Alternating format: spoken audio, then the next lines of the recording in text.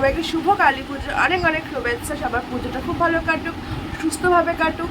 So আমি আগের বছর একটা শর্ট ভিডিও বানিয়েছিলাম আমাদের কালী পুজোটা নিয়ে। তো আমাদের পাড়াতেই পুজোটা হয়, আমার তো একবার ঘরের সামনেই পুজোটা হয়, মানে আমার মা জাম্মারা কাকিমারা মিলে পুজোটা করে। তো এই নিয়ে 7 বছর হচ্ছে কমপ্লিট আমাদের পুজোটা। তো কালকে মা তো চলে এসেছেন অলরেডি। কালকে একটা শর্ট ভিডিও আমি করেছি, ওটা আমি আগে আপলোড করে দেবো, তোমরা দেখে নিও।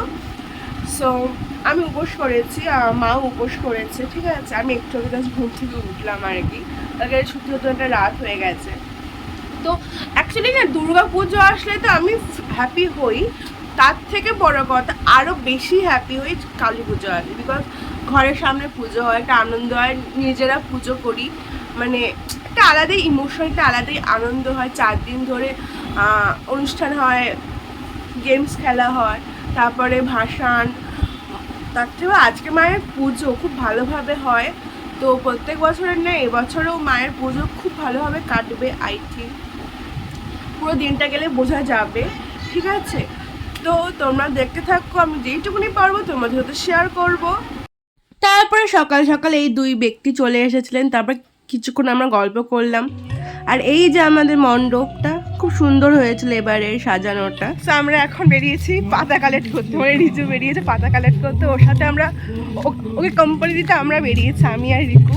তুই তো কোনো কাজের নয়, তো কি করবো, দেখ আমরা হাঁটছি ওখানে পাতা তারপরে পপি দিদিদের বাড়িতে গিয়ে দেখলাম যে মা কাকিমা সবজি কাটছে ভোগের জন্য, আর এখানে ভোগও তৈরি হচ্ছিল।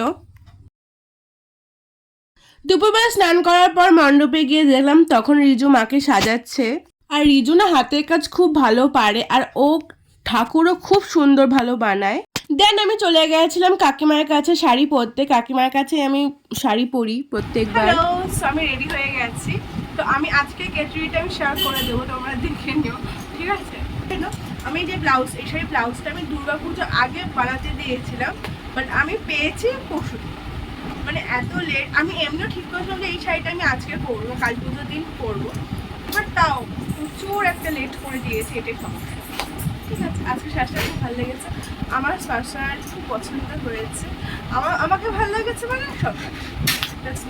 এটা আমি জাস্ট ভালো বেরিয়েছি, পরে ভালো করে পাচ্ছি, ঠিক আছে। আর এইটা আমার ফাইনাল লুক।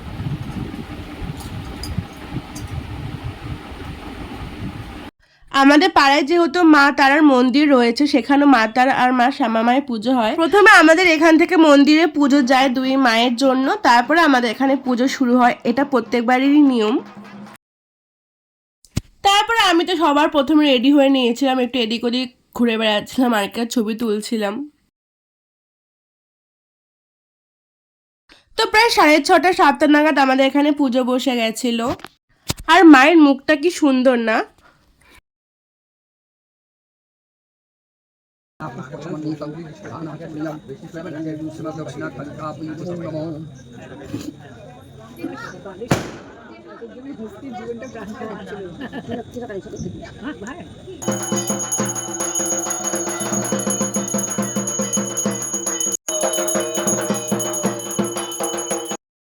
তারপরে আমরা প্রচুর ছবি তুলেছি সবাই একসাথে আর কি।